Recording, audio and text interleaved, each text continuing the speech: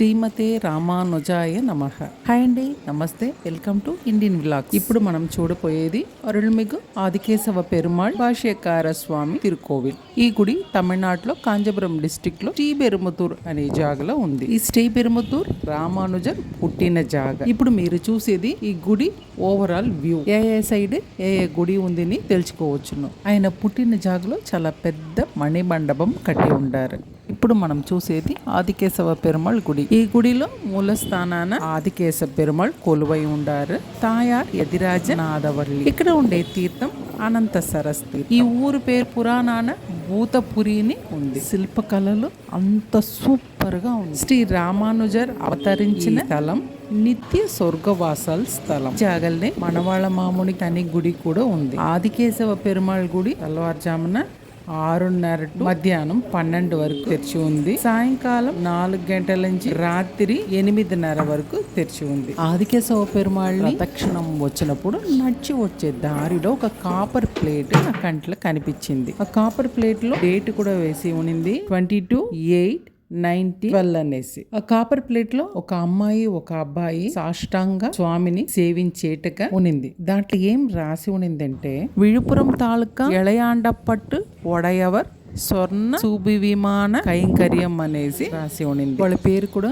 అయ్యాసామి Pillai కోకిలాంబాళ్ళని mention చేసి ఉనింది. ఇక్కడ ఉండే ఒక ఇనుమ గ్రిల్ కూడా రగాబ్ నేపాల్ లో ఉంది. మన ఇండియాలో ఉండే వాళ్ళు మాత్రం లేకుండా నేపాల్ లో ఉండే వాళ్ళు కూడా ఇక్కడ వచ్చి కైంకర్యం చేసి ఉంటారు. గుడికి రైట్ సైడ్ లో ఒక పెద్ద మండపం ఉంది. దాంట్లో ఉండే తులాభారాన్ని ఇప్పుడు మీరు చూస్తారు. ఈ గుడి చాలా పెద్దది. ఒక పెద్ద పెద్ద తలుపులు, బలిపీఠం, ధ్వజస్తంభానికి వెనక పక్క గరుడాళ్వార్ సన్నిధి కూడా ఉంది. ఈ గుడిలో పూజ సమయాన్ని, నైవేద్య సమయాన్ని కొట్టేదానికి పెద్ద బెల్ కూడా ఉంది. ఈ గుడిలో శిల్పకళలు చెక్కి ఉండేది చూసేదానికి ఒక దినం సాలదు.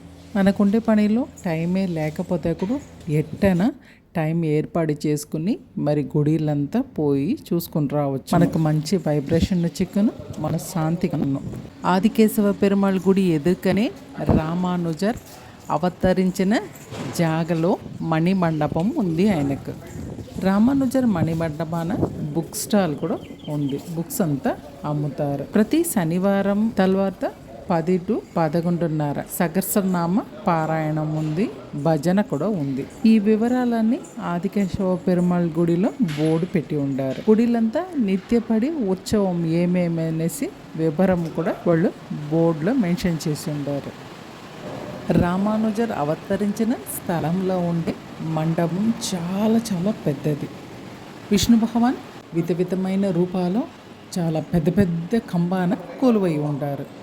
ఈ కంబాన ఉండే రూపాలు, ఆ శిల్పకళలు చాలా చాలా బాగుంది. రామానుజర్ పుట్టిన ఇయర్ వచ్చి 2017.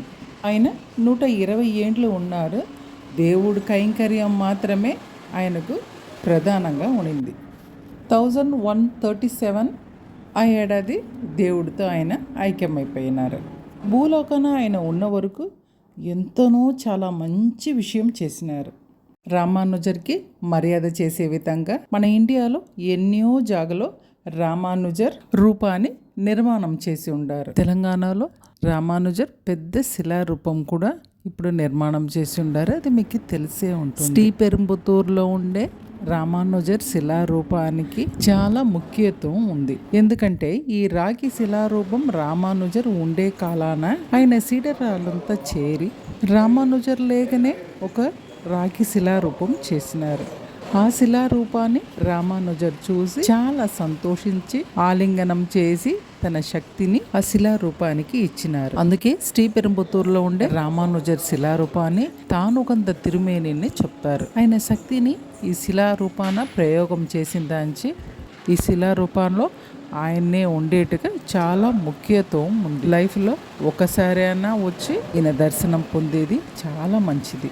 రామానుజర్ విశిష్టాద్వైత తత్వాన్ని దేశానికి చెప్పినవారు.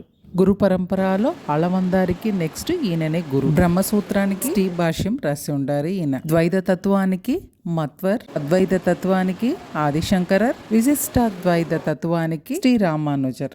రామానుజర్ని ఇళయవర్ ఉడయవర్ శేఖర స్వామిని చెప్తారు. శ్రీ పెరుబత్తూరు గుడికి అందరూ రండి, స్వామిని దర్శనం చేయండి.